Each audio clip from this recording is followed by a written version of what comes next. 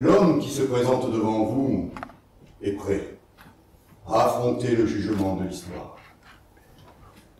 Je m'appelle Hugo Victor Marie. Je suis né le 26 février 1802 à Besançon.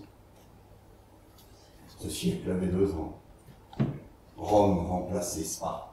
Cet enfant que la vie effaçait de son livre et qui n'avait pas même un lendemain à vie, c'est moi. Les coulisses de Marilyn, spécial Festival d'Avignon, vous emmène à la découverte d'un seul en scène, Victor Hugo, un géant dans un siècle. Un spectacle fort, puissant, intense, écrit et magistralement interprété par Pierre Jouvencel, qui incarne un Victor Hugo d'un réalisme saisissant. Allez, c'est parti, direction le Théâtre des 3S. Alors la pièce, elle parle de quoi? Alors la pièce, en fait, c'est l'histoire. Je raconte la vie de Victor Hugo et son œuvre.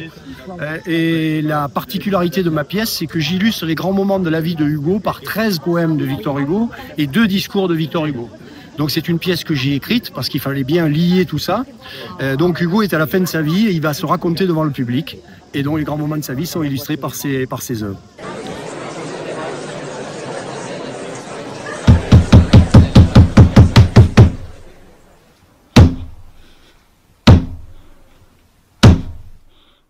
À 14 ans, j'écris « Je veux être Chateaubriand ou rien ». Je n'ai jamais douté de moi. Ce que j'ai puisé aux leçons de ma mère. Après sa mort, je peux enfin épouser Adèle, mon amie d'enfance, que j'ai connue aux Feuillantines et avec laquelle nous aurons 5 enfants. Léopold, qui meurt à 3 mois, Léopoldine, Charles, François-Victor et Adèle. Demain, dès l'aube, à l'heure où blanchit la campagne, je partirai. Vois-tu, je sais que tu m'attends. J'irai par la forêt, j'irai par la montagne, je ne puis demeurer loin de toi plus longtemps. Je marcherai, les yeux fixés sur mes pensées, sans rien voir au dehors, sans entendre aucun bruit, seul, inconnu, le dos courbé, les mains croisées tristes. Et le jour pour moi sera comme la nuit. Mais c'est une constitution, et surtout une constitution faite par la France et pour la France, et nécessairement un pas dans la civilisation. Si elle n'est point un pas dans la civilisation, elle n'est rien. Eh bien, qu'est-ce que la peine de mort? Songez-y.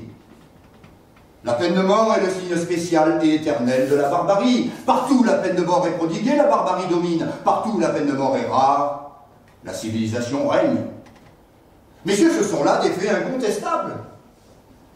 L'adoucissement de la pénalité est un grand et sérieux progrès. Le XVIIIe siècle, c'est là une partie de sa gloire, a aboli la torture. Le XIXe siècle abolira la peine de mort.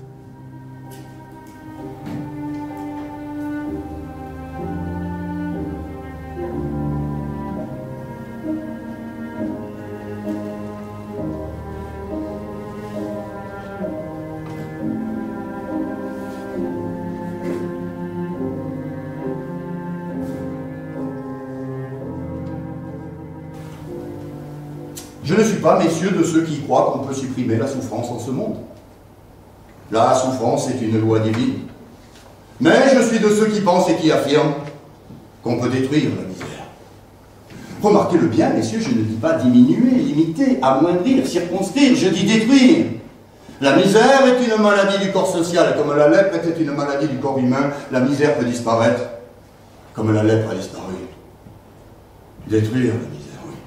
Cela est possible.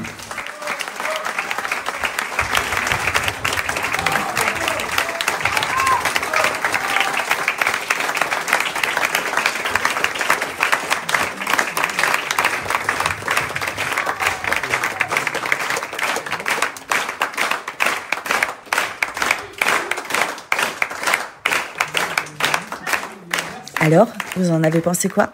Victor Hugo, c'est la voix de la France qu'on aime. Et le spectacle en lui-même, vous en avez pensé quoi? Magnifique. Le spectacle, il le fait merveilleusement, il le porte merveilleusement. Et surtout, ce verbe incroyable qu'il défend, c'est ça qu'on aime. c'est ce verbe qui est le français, qui est la voix de l'humanité, quoi, de la profondeur humaine.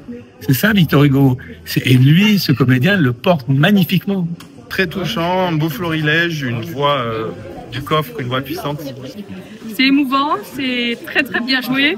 Le scénario est pas mal, avec un auteur un petit peu connu, Victor Hugo, et c'est plein de résonance avec l'actualité. Magnifique.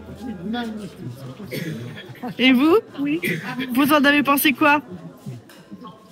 Magnifique, superbe, c'est magnifique. Vraiment, c'est très touchant. On retrouve Hugo complètement, le personnage. Je trouvais que c'était un spectacle extraordinaire, joué avec beaucoup d'émotion, et on s'est régalé, c'était merveilleux. Magnifique, émouvant, très bien écrit, très équilibré. Voir et à revoir sans modération. Après le spectacle, Pierre Jouvencel dédicace le livre du spectacle à son public. Je suis avec Pierre Jouvencel. Bravo. Merci. Comment 5 minutes après la pièce? On se sent, c'était vraiment intense aujourd'hui, avec un public incroyable.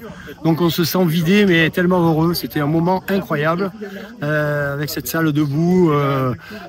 Donc il y avait une telle cohésion, une telle chaleur entre le public et moi. Voilà, je suis complètement bouleversé. Je suis épuisé, mais très très heureux. Comment est venue cette idée? Bon, l'idée est venue parce qu'en fait, moi j'étais un enfant qui était passionné de poésie, ça existe. Et lorsque j'ai créé ma compagnie il y a 10 ans maintenant, j'ai eu envie de mêler théâtre et poésie. Et donc j'ai écrit des pièces qui mêlaient la poésie et le théâtre. Donc j'ai fait un spectacle avec Baudelaire. Et à un moment donné, je me suis intéressé à Hugo, qui était un des auteurs que j'aimais quand j'étais enfant. Et quand j'ai commencé vraiment à m'intéresser à Hugo, je me suis aperçu que je ne pouvais pas que dire de ses poèmes. Il fallait aussi que je raconte sa vie.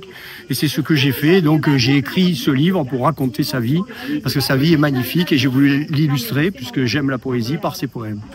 Et entre le moment où vous avez eu l'idée d'écrire cette pièce et le moment où vous avez fini la pièce, il s'est écoulé combien de temps?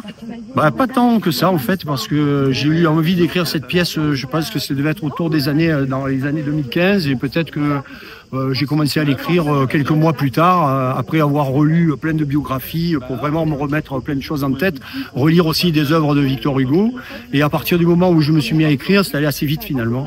Donc voilà, et c'est une pièce que je tourne vraiment depuis 2018. Au Festival d'Avignon. Au départ, elle était dans une version avec musique, avec un musicien sur scène. Et aujourd'hui, depuis 2022, elle est dans cette version où je suis tout seul. J'ai vu que vous vendiez aussi le texte de la pièce en livre. Les gens me demandaient le texte de la pièce, et donc on l'a édité. Et puis après, j'ai écrit un autre livre sur Hugo, voilà. Et pour finir avec le Victor Hugo, alors comment vous avez choisi votre costume? En fait, comme c'est Hugo à la fin de sa vie, on sait qu'à la fin de sa vie, Hugo ne s'habillait plus qu'en noir, après la mort de Léopoldine et puis la mort de sa femme, de toute façon. Donc je voulais trouver avec une redingote, alors vous la voyez pas là, mais j'ai une redingote noire qui est une redingote d'époque. Et donc avec un haut de forme, parce que c'est l'image aussi qu'on a de Victor Hugo, l'homme qui revient de Guernesey avec la barbe blanche, la redingote noire, et voilà, donc je suis dans le Hugo, on va dire, un petit peu image d'Épinal, mais c'est aussi le Hugo que tout le monde connaît. Vous faites aussi le Festival d'Avignon avec un autre spectacle et une nouvelle création humaniste. Oui, une nouvelle création humaniste, effectivement. Donc là, en fait, le fait générateur a été l'assassinat de Samuel Paty, qui, comme beaucoup de Français, m'a vraiment bouleversé. Et suite à cette nouvelle, après un temps évidemment d'abattement et de réflexion, j'ai eu envie d'écrire sur l'humanisme. Et je me suis mis à écrire donc ce texte sur l'humanisme que j'illustre par 14 grands extraits des discours humanistes de la Révolution au XXe siècle, de Mirabeau à l'abolition de la peine de mort, en passant par l'égalité entre les hommes et les femmes, l'abolition de l'esclavage, la lutte contre le colonialisme ou la loi de 1905, l'abolition de la peine de mort avec Badinter ou la loi sur l'IVG avec Simone Veil. Voilà, il y a 14 discours qui vont jalonner l'histoire de la République de 1789 à 1981. Eh bien écoutez, je vous remercie. Merci à vous. Voilà, ce deuxième podcast des coulisses de Marilyn spécial Festival d'Avignon est terminé. Je tenais à remercier Pierre Jouvencel, son équipe et le Théâtre des 3S. Je vous dis à très vite pour d'autres podcasts, toujours sur Avignon. Bisous bisous.